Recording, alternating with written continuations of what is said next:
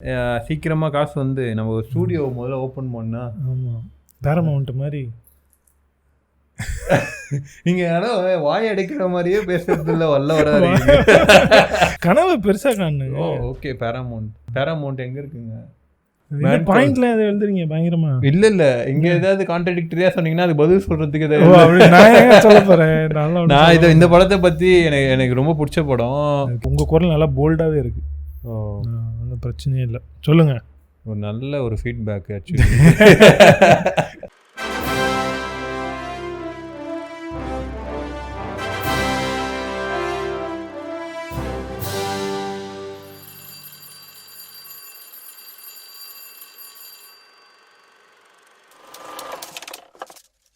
So சொல்லுங்க பாலாஜி, இன்னைக்கு என்னத்தை பற்றி பேசுறது?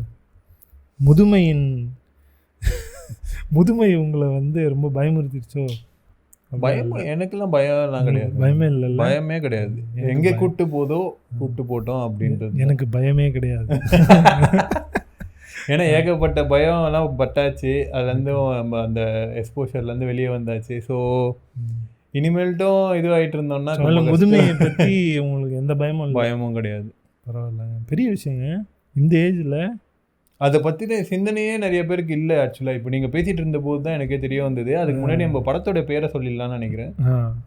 Man called Otto. ஓட்டோவா ஆட்டோவா? Otto, OTTO.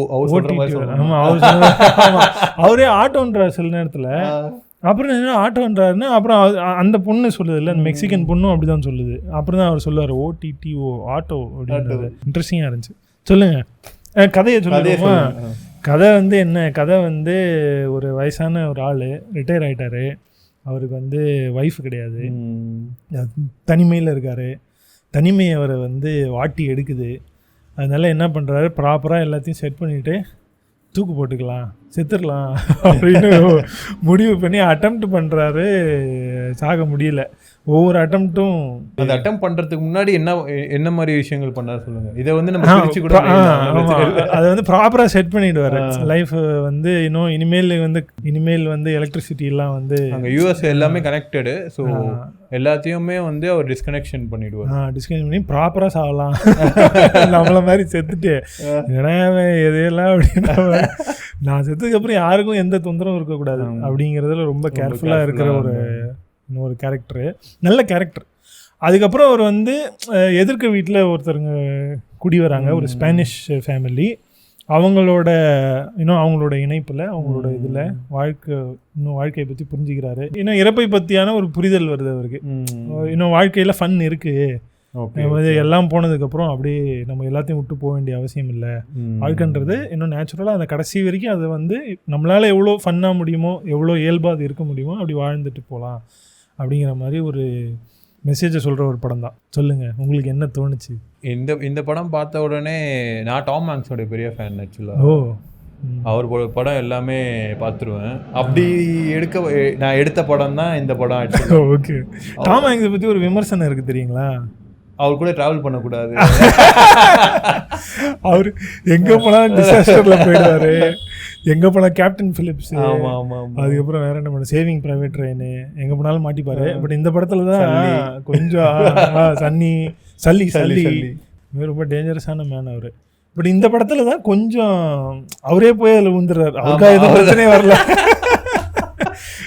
ஏன்னா இந்த படத்துல எனக்கு பிரச்சனையே நீங்க கொடுக்கல, நானே பிரச்சனையை வர வச்சுக்கிறேன் போயிட்டு. இந்த படத்துல வந்து பல விஷயங்களை ரிவீல் பண்ணியிருப்பாங்க. டிரான்ஸ்ஜெண்டர் கேரக்டர் வந்து ரொம்ப நல்லா இருக்கும் ஆக்சுவலா. இவருக்கு வந்து மேல்கம் அந்த கேரக்டர் வந்து ரொம்ப இறுக்கத்தில் இருந்தபோது அவங்க மனைவி பண்ண சில உதவிகள் வந்து அதோடைய ரிப்பர்கஷனாக வந்து இவர் வந்து இவர்கிட்ட வர கான்வர்சேஷன் ஆகட்டும், அதுக்கப்புறமா வந்து இவர் வந்து மாறுறதுக்கு பல சிச்சுவேஷனை அவன் மூலயமா உருவாக்குனதாகட்டும்.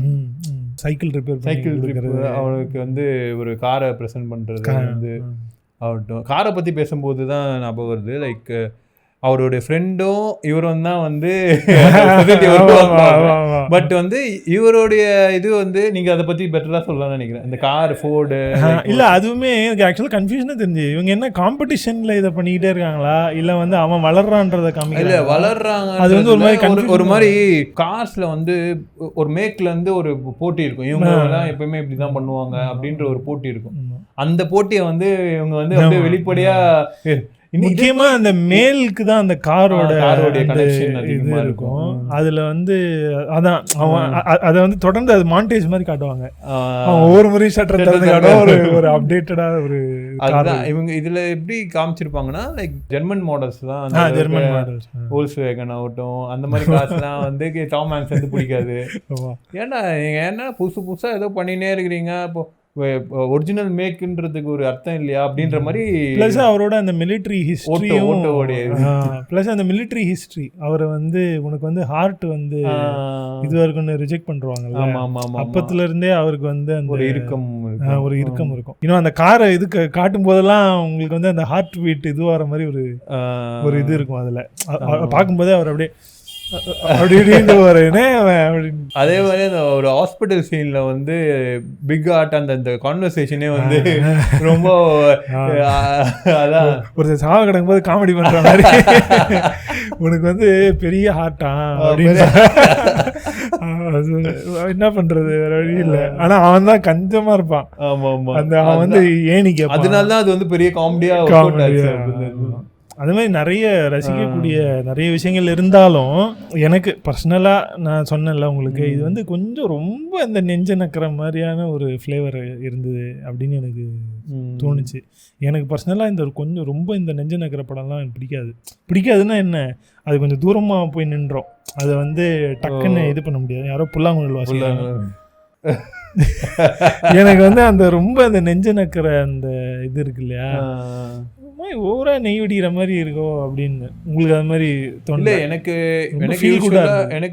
ஃபீல் குட்டா இருக்கிற மூவிஸை வந்து நான் பல முறை வந்து ரசிச்சு பார்ப்பேன். ஒரு படம் ஞாபகம் வருது, சொல்ல வேணாம் விடுங்க. சொல்லுங்க, எல்லாமே தமிழ்ல எடுக்கிறீங்களா? சரி எடுங்க. நீங்க மெய்யழகன் பத்தி சொல்லிட்டு இருந்தீங்க. மெய்யழகன் அதுதான் நம்ம அந்த விஷயத்துல மட்டும் இல்ல. எனக்கு இந்த படம் பார்க்கும்போது மெய்யழகன் ஞாபகம் வந்தது. ஓகேங்களா, உறவுகளே வெறுக்கிற ஒரு ஆளு, அதே மாதிரி தானே அதுலயும் உறவுகளே வெறுக்கிற ஒரு ஆளு. அதாவது வெறுக்கிறன்னு இல்லை, அவன் வந்து தள்ளி நிக்கிற மாதிரி இருப்பான். ஓகே, இதெல்லாம் எதுக்கு வேண்டாம்னு சொல்லி கடைசியில் ஒரு நல்லவன் வந்து அதை ப்ரூவ் பண்ணுவான். அப்படிலாம் இல்லைங்க, நீங்கள் யார் தெரியுமா அப்படின்னு. இன்னும் அந்த பழைய கனெக்ஷன், இன்னும் அந்த ஹியூமன் வேல்யூஸ், ஹியூமன் ரிலேஷன்ஷிப்பை வந்து பண்ணுற மாதிரியான இன்னும் அந்த கார்த்திக்கோட கேரக்டரில் அதே மாதிரி தான் இந்த இன்னும் அந்த எதிர்க்கு வீட்டு அந்த ஸ்பானிஷ் ஃபேமிலி. அந்த காஸ்டிங் பற்றி பேசணும்னு சொல்லியிருந்தோம். அருமையான காஸ்டிங். அந்த ஸ்பானிஷ் ஃபேமிலி ஆகட்டும், அந்த வாக்கிங் அந்த நெய்பர்ஹுட்ல ஒருத்தர் ஒரு வாக்கிங் போகிற ஸ்டைல் ஆகட்டும், எல்லா அந்த கேரக்டரைசேஷனே வந்து நல்லா பில்ட் பண்ணியிருந்தாங்க ஸ்கிரிப்ட் லெவலில். அதே மாதிரி அந்த பேக் ஸ்டோரிஸ்லாம் வந்து நிறைய ஒர்க் பண்ணி எதனால அவர் அப்படி இருக்காருன்றதுக்கு ஒரு பர்ஃபெக்ட் ஜஸ்டிஸ் கொடுத்துருந்தாங்க. அதே மாதிரி பக்கத்தில் அந்த ஃப்ரெண்டே வந்து பிற்காலத்தில் ஒரு உடல்நிலை சரியில்லாமல் இருக்கும்போது அதுக்கப்புறமா அது ஃபைட் பேக் அந்த சோசியல் மீடியா மேனேஜர் அவங்கலாம் வந்து ஒரு செம்ம ஃபன் எலிமெண்ட்டாக இருந்தது. அதை வந்து எப்படி பாசிட்டிவாக யூஸ் பண்ணணும், ஃபர்ஸ்ட் அதை நெகட்டிவாக டார்ச்சர் பண்ணுற மாதிரி, அப்புறம் எண்டில் அதை வச்சே தான் அவங்க அந்த சொசைட்டியை காப்பாற்ற மாதிரியான இது. அந்த நடிகர் வந்து டாம் ஹாங்க்ஸோட பையனே, சின்ன வயசு டாம் ஹாங்க்ஸாக காட்டுறாங்கல்ல, அது டாம் ஹாங்க்ஸோட ஒரிஜினல். ஓகே, ஒரு இன்ஃபர்மேஷன் ஆக்சுவலா அவரும் நடிக்க வந்துட்டாரா? ஆமா, வந்துட்டார் பொழுது. இந்த படத்துல எனக்கு தெரியும். அவருக்கு அப்பா மாதிரி பிரச்சனை எல்லாம் மாட்டிக்க வேணாம். நல்ல படம் தான், தப்பா எதுவும் சொல்ல முடியல. அதான் எனக்கு இருந்த ஒரே ஃபேக்டர் வந்து ரெண்டு விஷயம் எனக்கு மனசுக்குள்ள ஓடிட்டே இருந்தது. ஒன்று வந்து ரொம்ப நெஞ்ச நக்கிற ஒரு படமா இருக்கு. ரெண்டாவது வந்து முதுமை பத்தி, அதாவது நமக்கு வயசானதுக்கு அப்புறம் இன்னும் அந்த தனிமை இருக்குதுல்ல, அதை பத்தி கொஞ்சம் பயம் கொடுக்குற ஒரு படமா அது வந்து ஸ்டார்டிங்ல இருந்தது. ஆனா கடைசியா முடிக்கும் போது ஹோப் கொடுத்துட்டாங்க. கடைசியா முடிக்கும் செத்துடுறான். அவரை என்ன ஹோப் கொடுக்கறது? இல்ல, நேச்சுரல் டெத்ன்றது வேற இல்ல. நேச்சுரல் இல்ல, அவனுக்கு ஹார்ட்ல ப்ராப்ளம் இருக்கு அப்படின்னு சொல்லிடுறாங்க. அது ஆரம்பத்துல இருந்தே சொல்லிட்டு வராங்க. அதுதான் எனிவே எனிதிங் இஸ் நேச்சுரல். அதனால அது வந்து நீங்க நேச்சுரலா சாவுங்க அப்படிங்கிற அதில் சாவு வந்து உறுதி. பட் அதை வந்து நீங்கள் பயப்படாம அது வரைக்குமான வாழ்க்கையை வந்து இன்னும் நல்லா ரசிச்சுட்டு இன்னும் நல்ல மனிதர்களோட கனெக்டடாக இருந்துட்டு நல்ல ஒரு அன்பை பகிர்ந்துக்கிட்டு அந்த மாதிரி, அதான் நான் சொன்ன மாதிரி அந்த நெஞ்ச நக்கிற விஷயங்கள். பட் எனக்கு என்னமோ அந்த ஃபர்ஸ்ட் ஆஃப் டாம் ஹாங்க்ஸ் தான் ரொம்ப பிடிச்சிருந்தது. ரொம்ப ரிலேட்டபிளா இருந்ததா? இன்னும் எல்லா விஷயத்துலையும் கரெக்டாக இருப்பார். ஓகேங்களா, ரொம்ப அவரை வந்து தன்னை வந்து ஃபோர்ஸ் பண்ணிக்க மாட்டார். இன்னும் அவரோட நேச்சுரல் கேரக்டர் அப்படிதான். ஓகே, ஒருவேளை அவர் வந்து அவங்களோட ஒய்ஃப் இறந்துட்டதுக்கு அப்புறம் அந்த மாதிரி ஒரு கேரக்டர் வந்துருச்சுன்னு நம்ம புரிஞ்சுக்கலாம். இன்னும் இருந்தாலும் அவர் அளவில் அவர் கரெக்டாக இருப்பார். கரெக்டாக ட்ரெஸ் பண்ணிக்கிறது, கரெக்டாக அந்த டேபிளில் உட்காந்து அந்த சாப்பிட்ற தோரணை, பெட்டில் தூங்கும்போது அந்த பூனை கேரக்டர் ஒன்று கொஞ்சம் கொஞ்சமாக வீட்டுக்குள்ளே வரும். அந்த பூனை முதல்ல அந்த பூனை எங்கேயோ தெருவில் இருக்கும். இவர் அதை திட்டிகிட்டே இருப்பார். கொஞ்சம் கொஞ்சமாக அவங்க ஒய்ஃப் பெட்டில் படுக்கிற சைடில் அந்த பூனை வந்து படுத்துக்கும். ஸோ அது மாதிரியான ஒரு கேரக்டர், என்ன சொல்கிறது, அதாவது இதுக்கு பதிலாக அது அப்படிங்கிற அந்த அக்செப்ட் பண்ணிக்கிற அந்த மனப்பான்மையினால அந்த பூனையோட அந்த கேரக்டரு. நீங்க சொல்லுங்க. பூனையே பெரிய கேரக்டருங்க அது. கண்டிப்பா பூனை வந்து ஒரு நல்ல ஒரு ஸ்டோரியோட தூண் மாதிரியா மெட்டாஃபரா அது வந்து வந்துட்டே இருக்கும், கூடயே இருக்கும். எனக்கு அந்த மெட்டாஃபர் வந்து ரொம்ப பிடிச்சிருந்தது. ஆக்சுவலி யாருமே வேணான்ற போது அவரை வெறுக்கிறதாகட்டும், இது பண்ணுறதாகட்டும், அப்போ எல்லாருமே வேணுன்ற போது அந்த பூனையை அணுகிற முறை ஆகட்டும், அது வந்து மெட்டாஃபரா அது அப்படியே. இது வந்து யூனிவர்சலாகவும் ஒரு குவாலிட்டின்னு நினைக்கிறேன். உங்களுக்கு நீங்கள் வந்து மனிதர்களை வெறுத்துட்டா ஆப்வியஸ்லி நீங்கள் மிருகங்களை தான் வந்து காதலிக்கிற மாதிரி ஆயிடுது. ஆமாம், நம்ம ஊரில் இன்னும் கொஞ்சம் அதிகமாக போய் சில விஷயங்கள்லாம் பண்ணுறாங்க. சொல்லலை, பட் அனிமல் மேலே அந்த பரிவு காட்டுறது இருக்குல்ல, அது வந்து தனிமையில் இருக்கும்போது தான் அதிகமாக வரா மாதிரி. அது வந்து இதுலேயும் வருது. சில எமோஷன்ஸை வந்து அது ஈஸியாக சென்ஸ் பண்ணிடும். லைக் பூனை ஆகட்டும், நாய் ஆகட்டும். இப்போ அது மாதிரி சொல்ல முடியல, அதுக்கு ஏதாவது ஒரு பேர் வச்சு அதுக்கு ஏதாவது சொல்லிடுவாங்க. இன்னொன்று நான் மென்ஷன் பண்ணணும்னு நினச்சேன். அவர் அந்த காருக்குள்ளே அந்த கேஸ் இது பண்ணிட்டு உள்ளே போய் காருக்குள்ளே உட்காந்துருவார். இன்னொரு அட்டெம்ப்ட் பண்ணுவார் சாகலான்றதுக்கு. அப்போ வந்து அவர் மனசுக்குள்ளே வந்து அது ஓடும். அவங்க காதலியை மீட் பண்ணது, இன்னொரு ரெஸ்டாரண்ட்டில் இது பண்ணது, அது ஓடும். அது ஆக்சுவலாக நான் வந்து ஏதோ ஒரு புக்கில் படித்தேன். நீங்கள் சாகிறதுக்கு முன்னாடி உங்களோட லைஃப் வந்து ஒரு படம் மாதிரி ஒரு ஸ்லைட் ஷோவாக ஓடுமா. ஆமாம், அது வந்து கடைசி 3 நிமிஷம் வந்து அந்த இது அப்படி இருக்கும்னு சொல்லுவாங்க. அதே மாதிரி இந்த என்டின்னு சொல்கிறாங்களே, நியர் டெத் எக்ஸ்பீரியன்ஸோட இதை பண்ணவங்கெல்லாம் அது மாதிரி நான் வந்து என்னோட லைஃப் வந்து அப்படியே ஒரு படம் மாதிரி ஓடுறத பார்த்துருக்கேன்னு. அது வந்து எடிட்டிங்லேயும் அந்த எஃபெக்ட்லேயும் அதே மாதிரி அதை காமிச்சிருக்கிற மாதிரி எனக்கு அந்த ஃபீலிங் இருந்தது. டக்குன்னு அவன் அப்படியே இன்னும் அந்த அப்படின்னு காரு உள்ள அந்த இரும்பும் போதெல்லாம் டக்குன்னு எடிட்டில் கட் பண்ணி பின்னாடி போயிட்டு திருப்பி இன்னொரு இரும்பல் வரும்போது இங்கே வந்துடுவாங்க. அந்த சீனில் வந்து அந்த மெக்சிகன் பொண்ணு வந்து இது பண்ணுவான், கதவு தட்டி இது பண்ணும்போது இவன் திட்டி அமுச்சிடுவான். திட்டி அமுச்ச அப்புறமா அடுத்த மீட்டிங் சீன்ல வந்து அவ ரிட்டாலியேட் பண்ணுவா. அந்த சீன் வந்து அந்த பொண்ணு வந்து சூப்பரா பண்ணியிருந்தா. அதுதான் வந்து பல பேர் வந்து எதிர்கொள்ற ஒரு இடம். நாங்க வந்து அன்பு செலுத்துறோம், ஆனா நீ வந்து ஒதுக்கி செல்ற அப்படின்ற மாதிரி, நீ விஷயத்தை எதுவுமே சொல்ல மாட்டேங்கிற, எனக்கு எதுவுமே தெரிய மாட்டேங்குது அப்படின்ற மாதிரி ரிட்டாலியேட் பண்ணுவான். அப்பதான் இவன் வந்து எல்லா உண்மையும் வந்து அடுக்கடுக்கா சொல்லிட்டு வந்து கேன்சர் வந்தது அப்படியே மெல்ட் ஆகும்போது அவளும் அதுக்கப்புறமா அதுதான் இந்த நெஞ்ச நக்கிற. நம்ம சொன்னா எவனா நம்ம பக்கத்து வீட்டுக்கார கேட்பானா நீங்க நினைச்சு பாருங்க. இப்படி ஒரு பக்கத்து வீட்டுக்காரன் வாய்ச்சிருக்கேன் நமக்கெல்லாம். பட் தெரியல, இல்லைங்க, நான் வந்து இல்லைன்னு சொல்லலை, இருப்பாங்க. சேம் வித் மெய்யழகன்னா இந்த மாதிரி ஒரு கேரக்டர் இருப்பானா. ஆனா இது வந்து மோஸ்ட் ரெக்கமெண்டட் ஃபார் இப்போ நீங்க சிங்கிளா இருக்கீங்க, லைக் அபோவ் 60ஸ்ல இருக்கீங்கன்னா மோஸ்ட் ரெக்கமெண்டட் மூவியாக இது நம்ம பார்க்கலாம். ஆமாம், நல்ல ஒரு ஹோப் கொடுக்குற படம். லைக் எந்த மாதிரி இருந்தாலும் உங்களுக்கு வந்து இது ஒரு வியூ பாயிண்ட்டை கொடுக்கும், ஒரு விவாதத்தை தோக்கி வைக்கும். இப்போ என்னோட முதுமை பற்றி நான் நினைக்கும் போது எனக்கு ஒரு மாதிரி இருக்குது. இந்த படத்தை மறுபடியும் பார்ப்பேனான்னு எனக்கு டவுட்டாக இருக்குது. நீங்கள் எத்தனை வாட்டி? ஒரு வாட்டி தான் பார்த்தீங்களா? ஒரு வாட்டி தான் பார்த்தேன். அது 2 வாட்டி பார்த்தேன் படம் தான். பெரிய நல்ல தைரியம் உங்களுக்கு. இல்லை, நல்ல படம், மறுபடியும் பார்க்க வேண்டிய படம் தான். எனக்கு அதை பார்க்கறதுக்கு ஒரு மாதிரி கொஞ்சம் பெயின்ஃபுல்லாக இருக்குது. எதுக்கு நம்ம மறுபடியும் அந்த வயசானதை பற்றி யோசிக்கணும்? இப்போ இருக்கிற டைமு நக்கல் டாக்கீஸில் ஜாலியாக ஸ்பெண்ட் பண்ணுவோம். எதுக்கு நம்ம வந்து பிற்காலத்தில் வந்து நம்ம சாவு எப்படி நம்மளை அப்ரோச் பண்ணுன்றத பற்றிலாம் யோசிக்கணும். சாவை அப்ரோச் பண்ணுறதை பற்றி யோசிக்கிறதுல தப்பு இல்லைன்னு நினைக்கிறேன். அப்போ தப்பு கிடையாது, அதுக்கு ஒரு மெச்சூரிட்டி வேணும்ல. அது என்கிட்ட கொஞ்சம் கம்மியாக இருக்குன்றேன், அதனால எனக்கு அதை திரும்ப பார்க்கறதுக்கு ஒரு மாதிரியா இருக்கு. ஓகே. பட் நான் ஆளை வெட்டுற சீன்லாம் தாராளமாக பார்த்துருவேன். அது உங்களுக்கு பார்க்கும்போதே ஃபிக்ஷன் தெரிஞ்சு. ஆமா, இது வந்து க்ளோஸ் டு ரியாலிட்டி மாதிரி கொண்டு வந்துடுறாங்கல்ல, அதுல தான் அப்படியே பதட்டம் ஆயிடுது. ஐயோ நம்ம இப்படி தனியாயிட்டோமோ, நம்மளும் இப்படி பண்ணிடுவோமோ, நம்மளும் இப்படி ஆயிடுவோமோ, நம்மள எல்லாம் வெறுத்துருவாங்களோ அப்படின்னு. இந்த மாதிரி ஒரு ஸ்பானிஷ் பொண்ணு நம்ம வாழ்க்கையில வராதா? நீங்க வேற அந்த குழந்தையோட எல்லாம் பழக வைப்பாங்க, வந்து அது நீ வந்து அவன் கூட கொஞ்ச நேரம் இரு, நாங்க சாப்பிட்டு வரோம்லாம் போவாங்க. ஐயோ எனக்கு அந்த பொறுப்பெல்லாம் தாழ முடியாது. அதுவும் அந்த ஸ்டோரி சொல்லுவான் பாருங்க, அந்த பேஸ்ட்லூல்ல வேற லெவல் ஆக்டிங். அதுதான் டாம் ஹாங்க்ஸோட சிக்னேச்சர். அப்புறம் அந்த கிளவுனை அடிச்சிருவான், சரியான அந்த பொண்ணு வந்து சொல்லு இவருதான் அடிச்சிட்டாரு, எல்லாம் கிளவுனே அடிச்சு நீ யாரையா நீ அப்படிங்கிற மாதிரி.